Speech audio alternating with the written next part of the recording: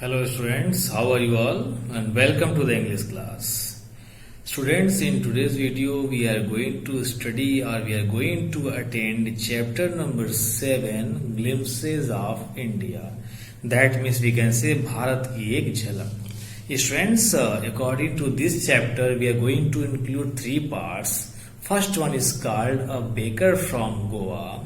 Second one, in second part we shall come to know about Kurg, and third part we shall come to know about the tea from Assam.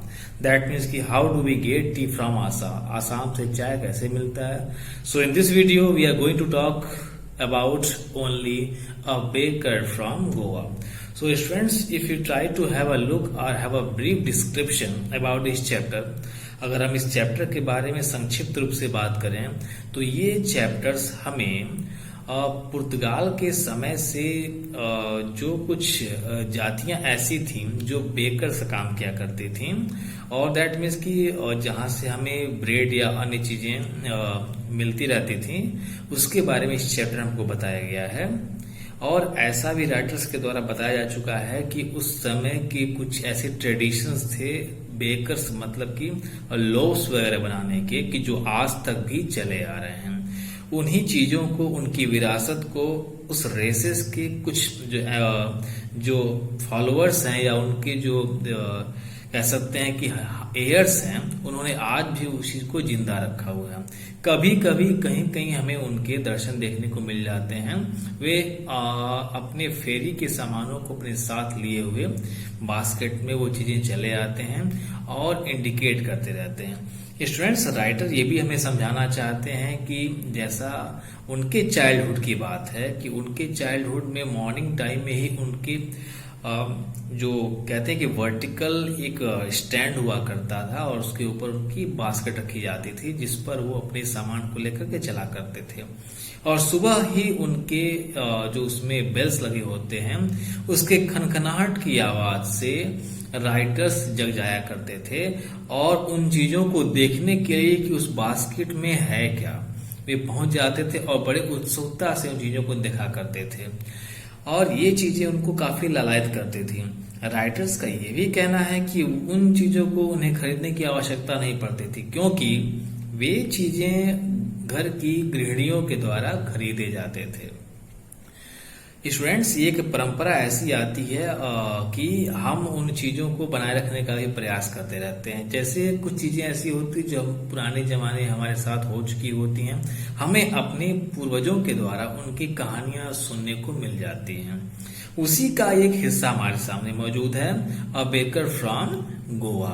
So students, first of all before reading this chapter, writers हमसे एक activity के रूप में कुछ question पूछता है कि what kind of image runs in your mind when you try to think about your country. Second question is trying to ask कि how many cities or places have you visited in your country and what kind of things can you imagine about that one. And the third point is he is asking to us कि we already know many foreigners came to our country, resided over here and tried to make their colonies also. आप क्या उनके नाम को indicate कर सकते हो कि किस किस प्रकार की कॉलोनी उनके द्वारा बनाई गई। जैसे हमारे यहाँ ब्रिटिशर्स भी आए, डच वगैरह भी है जिनको हॉलैंड के नाम से जानते हैं, फ्रांसीसी भी रहे, और हम पुर्तगालीज को नहीं भूल सकते क्योंकि आई थिंक कि सबसे पहले काम पुर्तगालियों के आने का ही हमारे कंट्री में हुआ था और उन्हीं के समय से बेकर्स वाली परंपरा हमारे देश में जन्म ली। उसी के बारे में हमें यहाँ पर स्टडी करना है। So students, for that reason we are going to start this chapter, a baker from Goa. Let's try to understand deeply by studying the first paragraph of the story, what is saying to us, that is coming in front of you. Our elders are often heard reminiscing nostalgically about those good old Portuguese days, the Portuguese and their famous loaves of bread. Those eaters of loaves might have vanished, but the makers are still there. कहने का मतलब कि Portuguese के दिनों से ही हम लोग, जैसे ये कहा जाता है कि हमारे जो एल्डर्स होते थे वो हम उनसे अक्सर पुर्तगीज के दिनों के बारे में सुना करते थे और उनके द्वारा उस समय में जो ये ब्रेड के लोव्स बना करते थे उनके बारे में भी। अब वो कहते हैं कि उस तरह का टेस्ट तो खत्म हो चुका है मगर उसकी कुछ चीजें अवशिष्ट अभी भी बचे हुए हैं जिनके दर्शन करने को हमको मिल जाते हैं। We still have amongst us the mixers, the molders and those who bake the loaves. That means कि जो सारी प्रक्रिया है, whatever the process behind it to make loaves is still existed in this country. Those is old, time-tested furnaces still exist. The fire in the furnaces has not yet been extinguished. That means कि those things are still alive in our country.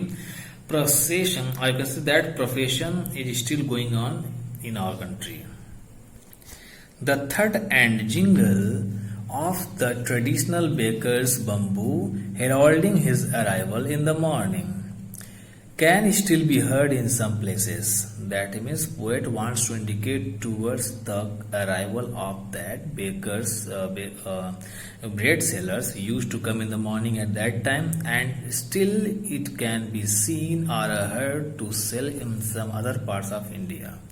Maybe the father is not alive, but the son still carries on the family profession.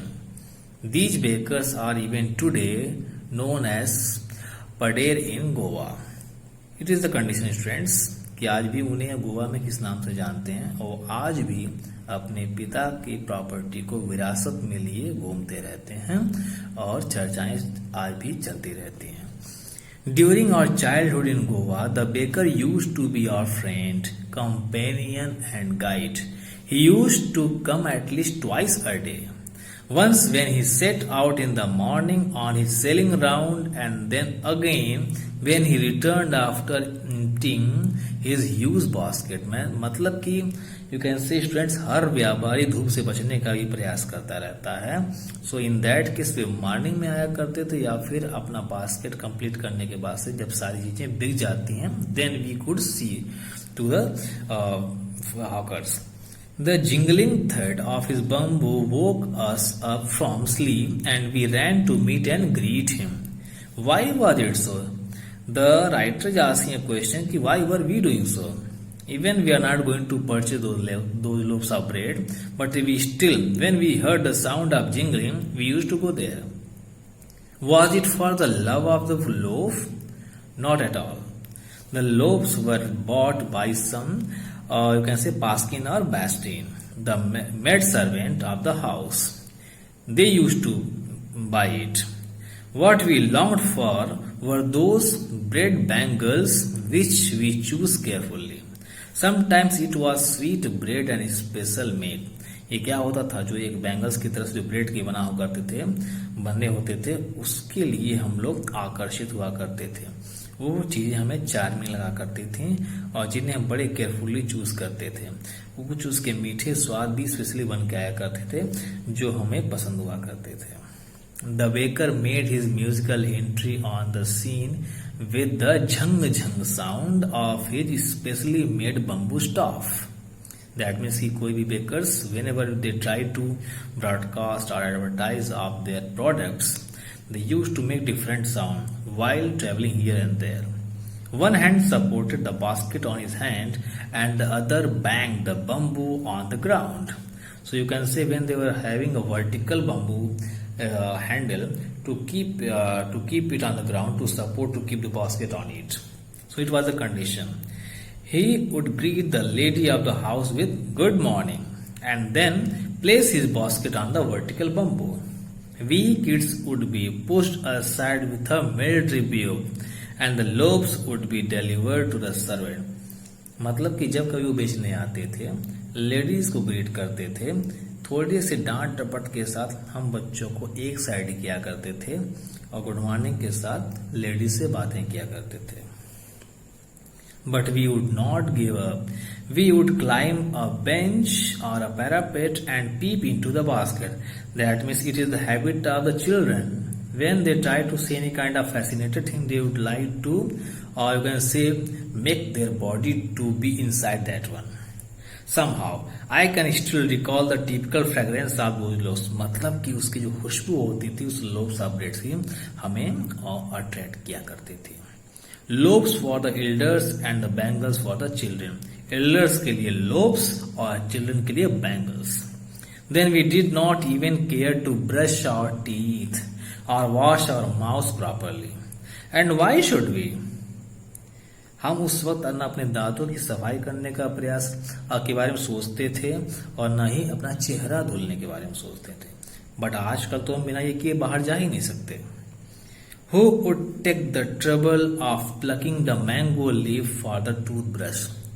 Now friends, you can know one more thing over here. आम के पत्ते से दांत साफ किए जाते थे. कौन उसके बारे में ट्राई करने जाएगा?